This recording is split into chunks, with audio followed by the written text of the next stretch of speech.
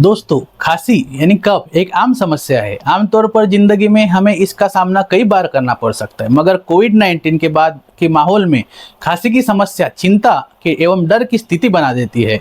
लेकिन खांसी एक आम बीमारी है जिसके बारे में जागरूकता होने जरूरी है। आइए इसके बारे में विस्तार से जानते हैं।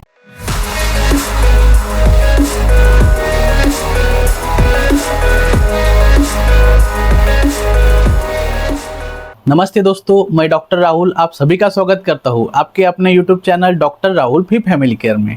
दोस्तों, हमारे चैनल से हेल्थ रिलेटेड नॉलेज लेकर आप अच्छी सेहत प्राप्त कर सके और एक अच्छी हेल्दी लाइफ प्राप्त कर सके, यही हमारे चैनल का उद्देश्य है। तो चलिए शुरू करते हैं।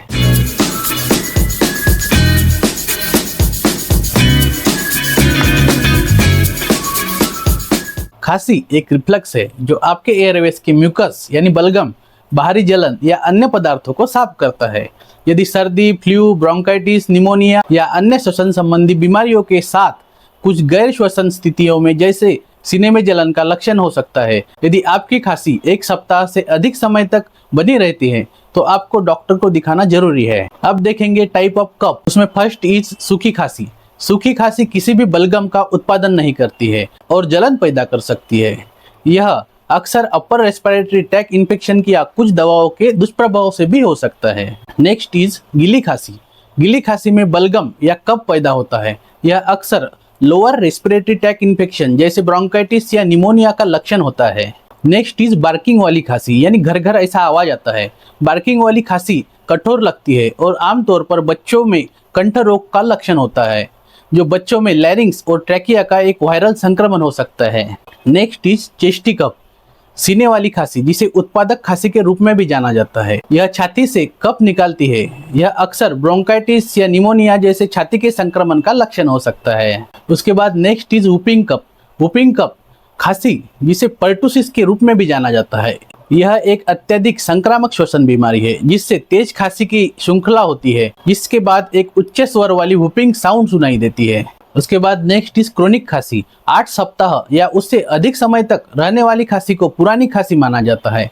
यह asthma, gastroesophageal reflux disease, GERD या फेफड़ों के कैंसर जैसी अंतर्निहित चिकित्सा स्थितियों का भी लक्षण हो सकती है। अब हम देखेंगे खांसी के कॉजेटिव एजेंट्स। खांसी विभिन्न कारकों के कारण हो सकती है, जिसमें निम्न शामिल है। फर्स्ट इज श्वसन संक्रमण। जुकाम, फ्लू, ब्रोंकाइटिस, निमोनिया सभी खांसी का कारण बन सकते हैं। उसके बाद एलर्जी, धूल, मोल्ड या पालतू जानवरों की रुचि जैसे पर्यावरणीय परेशानियों के लिए एलर्जी संबंधित प्रतिक्रियाएं खांसी का कारण बन सकती है। Next is asthma. अस्थमा एक पुरानी स्थिति है जो एयरवेज की सूजन और संकुचन का कारण बनती है, जिससे खांसी, घबराहट और सांस की तकलीफ हो सकती है। उसके बाद next is gastroesophageal reflux disease, GERD। GERD पेट के एसिड को अन्न प्रणाली में वापस प्रवाहित कर सकता है, गले में जलन पैदा कर सकता है और साथ में खांसी भी पैदा कर सकता है। उसके बाद next is chronic obstructive pulmonary disease, COPD। COPD एक प्रोग्रेसिव लंग्स की बीमारी है जिससे सांस लेना मुश्किल हो जाता है और लगातार खांसी हो सकती है। उसके बाद नेक्स्ट इज धूम्रपान। धूम्रपान वायु मार्ग को परेशान कर सकता है, इरिटेट कर सकता है और लगातार खांसी का कारण बन सकता है। Next is post nasal drip. गले के पिछले हिस्से में बलगम का निर्माण खांसी का कारण बन सकता है। नेक्स्ट इज कुछ दवाएं जैसे ACE inhibitor high blood pressure का इलाज करने के लिए उपयोग की जाती है और लगातार खांसी का कारण भी बन सकती है। नेक्स्ट इज फेफड़े का कैंसर। कुछ मामलों में खांसी फेफड़े के कैंसर का लक्षण भी हो सकती है। नेक्स्ट इज पर्यावरणीय अड़चनें। वायु प्रदूषण, रसायनों या पर्यावरण में अन्य परेशानियों के संपर्क में आने से भी खांसी हो सकती है। उसके बाद हार्ट फेल्यूर से फेफड़ों में तरल पदार्थ का निर्माण हो सकता है, जिससे लगातार खांसी हो सकती है। उसके बाद तीव्र ब्रोंकाइटिस एयरवेज की स्वेलिंग है जो खांसी का कारण बन सकती है। नेक्स्ट इज खांसी के लक्षण। अंतर्निहित कारण के आधार पर खांसी के लक्षण भिन्न हो सकते हैं, लेकिन सामान्य लक्षणों में जिसमें फर्स्ट इज लगातार खांसी। 1 सप्ताह से अधिक समय तक रहने वाली खांसी को लगातार बनी रहने वाली खांसी मानी जा सकती है। उसके बाद बलगम या कफ का उत्पादन। बलगम या कफ पैदा करने वाली खांसी श्वसन संक्रमण या अन्य अंतर्निहित चिकित्सा स्थितियों का लक्षण हो सकती है। उसके बाद नेक्स्ट इज सीने में दर्द। कुछ लोगों को खांसी के साथ साथ सीने में दर्द या बेचैनी का अनुभव हो सकता है। साथ ही सांस की तकलीफ के साथ खांसी एक अंतर्निहित श्वसन समस्या का संकेत भी दे सकती है। उसके बाद विजलिंग या घबराहट। घबराहट एक उच्च स्वर वाली सीटी की आवाज है जिसे सांस लेते समय, खासकर सांस छोड़ने के दौरान सुना जा सकता है। नेक्स्ट इज गले में खराश। खांसी गले में खराश पैदा कर सकती है और दर्द और परेशानी भी पैदा कर सकती है। नेक्स्ट लक्षण इज थकान। खांसी थका देने वाली भी हो सकती है और परिणाम स्वरूप कुछ लोग थकान महसूस कर सकते हैं। नेक्स्ट इज नींद ना आना। लगातार खांसी से सोना मुश्किल हो सकता है जिसे थकान और फैटिक अनुभव हो सकता है। नेक्स्ट इज बुखार। बुखार श्वसन संक्रमण के साथ हो सकता है और संकेत दे सकता है कि शरीर संक्रमण से लड़ रहा है। नेक्स्ट इज खांसी का निदान। यह कुछ तरीकों से खांसी के कारण का निदान हो सकता है, जिसमें फर्स्ट इज मेडिकल हिस्ट्री। आपके डॉक्टर आपके चिकित्सा इतिहास के बारे में पूछेंगे जिसमें कोई पिछली बीमारी, दवाई, एलर्जी का लक्षण शामिल है जो आप अनुभव कर रहे हैं। उसके बाद नेक्स्ट इज फिजिकल एग्जामिनेशन। आपके डॉक्टर आपकी सांस, छाती और गर्दन की जांच सहित एक शारीरिक जांच कर सकते हैं। नेक्स्ट इज छाती का एक्सरे। छाती का एक्सरे आपके डॉक्टर को यह देखने में मदद कर सकता है कि आपके फेफड़े में संक्रमण या अन्य समस्या का कोई संकेत है। उसके बाद next is pulmonary function test, PFT. Pulmonary function test जैसे कि स्पिरोमेट्री आपके डॉक्टर को यह मापने में मदद कर सकते हैं कि आपके फेफड़े कितने अच्छी तरीके से काम कर रहे हैं। Next is bronchoscopy. ब्रोंकोस्कोपी में आपके फेफड़ों के अंदर यानी लंग्स के अंदर जांच करने के लिए आपके वायु मार्ग के अंदर यानी एयरवेज के अंदर एक छोटा कैमरा डाला जाता है। Next is CT scan. CT scan एक प्रकार का इमेजिंग टेस्ट है जो आपके फेफड़ों और छाती की विस्तृत छवियां इमेजेस प्रदान कर सकता है। Next is sputum culture. एक स्पुटम कल्चर में बैक्टीरिया या फंगल संक्रमण की जांच के लिए आपके फेफड़ों से बलगम का एक नमूना एकत्रित किया जाता है। नेक्स्ट इज एलर्जी परीक्षण। एलर्जी परीक्षण जैसे स्किन टॉलरेंस टेस्ट या रक्त परीक्षण आपके डॉक्टर को यह निर्धारित करने में मदद कर सकता है कि क्या आपको कोई एलर्जी है जो आपके खांसी का कारण बन रही है।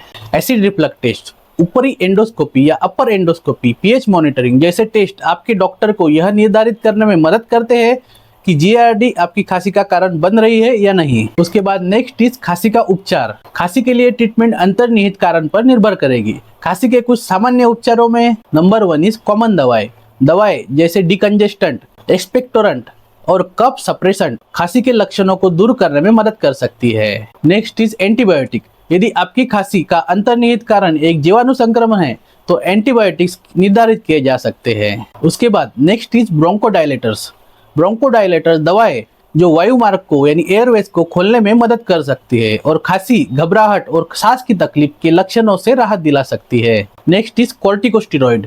कॉर्टिकोस्टेरॉइड का उपयोग वायु मार्ग में सूजन को कम करने और खांसी, घबराहट और सांस की तकलीफ के लक्षणों से छुटकारा पाने के लिए किया जा सकता है। नेक्स्ट इज एसिड रिफ्लक्स दवाएं। एसिड रिफ्लक्स दवाएं जैसे कि प्रोटॉन पंप इनहिबिटर या H2 ब्लॉकर्स जिसमें रेंटेक, पेंटोसिड आदि पेट में एसिड उत्पादन को कम करने और जीआरडी से संबंधित खांसी के लक्षणों को राहत पाने में मदद कर सकते हैं। उसके बाद नेक्स्ट इज म्यूकोलाइट एजेंट। म्यूकोलाइट एजेंटों का उपयोग बलगम को पतला करने और खांसी को आसान बनाने के लिए किया जा सकता है। नेक्स्ट इज वेपोराइजर और ह्यूमिडिफायर। वेपोराइजर और ह्यूमिडिफायर हवा में नमी जोड़कर सूखी खांसी के लक्षणों से राहत दिलाने में मदद करते हैं। नेक्स्ट इज जीवन शैली में बदलाव। जीवन शैली में बदलाव करना जैसे धूम्रपान छोड़ना, एलर्जी से बचना और अंतर्निहित स्वास्थ्य स्थितियों का प्रबंधन करना खांसी की आवृत्ति और गंभीरता को कम करने में मदद कर सकता है। अब हम देखेंगे खांसी का आयुर्वेदीय इलाज। आयुर्वेदिक चिकित्सा में खांसी के इलाज के लिए कई उपचारों का उपयोग किया जा सकता है जिनमें शामिल है नंबर 1 इज अदरक। अदरक में सूजन रोधी गुण होते हैं और आमतौर पर इसका उपयोग आयुर्वेदीय दवाओं में खांसी से राहत देने के लिए और गले की खराश को शांत करने के लिए किया जा सकता है। उसके बाद नेक्स्ट इज शहद। शहद में एंटीबैक्टीरियल गुण होते हैं और आमतौर पर आयुर्वेदीय दवाओं में खांसी से छुटकारा पाने और गले के दर्द को शांत करने के लिए इसका प्रयोग किया जाता है। उसके बाद next is liquorice root. Liquorice root में एक्सपेक्टोरेंट गुण होते हैं और बलगम को पतला और ढीला करके खांसी से राहत दिलाने में यह मदद कर सकते हैं। नेक्स्ट इज तुलसी। तुलसी जिसे पवित्र तुलसी के रूप में भी जाना जाता है जिसमें एंटीबैक्टीरियल और एंटी इन्फ्लेमेटरी प्रॉपर्टीज होती है और खांसी से राहत देने और गले की खराश को दूर करने में यह काफी मददपूर्ण है। नेक्स्ट इज हल्दी। हल्दी में एंटी इन्फ्लेमेटरी गुण होते हैं और खांसी से राहत देने और गले की खराश को शांत करने में यह मदद कर सकते हैं। नेक्स्ट इज घी। घी यह एक प्रकार का क्लैरिफाइड बटर होता है। आमतौर पर आयुर्वेदीय दवाओं में खांसी से छुटकारा पाने और गले के दर्द को शांत करने के लिए बाकी दवाओं के साथ इसका प्रयोग किया जाता है। एंड लास्ट इज आयुर्वेदिक जड़ी बूटियाँ। आयुर्वेदिक जड़ी बूटियाँ जैसे भूमि आंवला, कंटकारी आमतौर पर आयुर्वेदिक चिकित्सा में खांसी के इलाज के लिए काफी उपयोगी है। फाइनली दोस्तों, यह वीडियो देखने के लिए धन्यवाद। मैं आशा करता हूँ आपको यह वीडियो पसंद आया होगा। ऐसे ही एक हेल्थ रिलेटेड नए वीडियो में जल्द मिलेंगे। Till then take care, bye bye.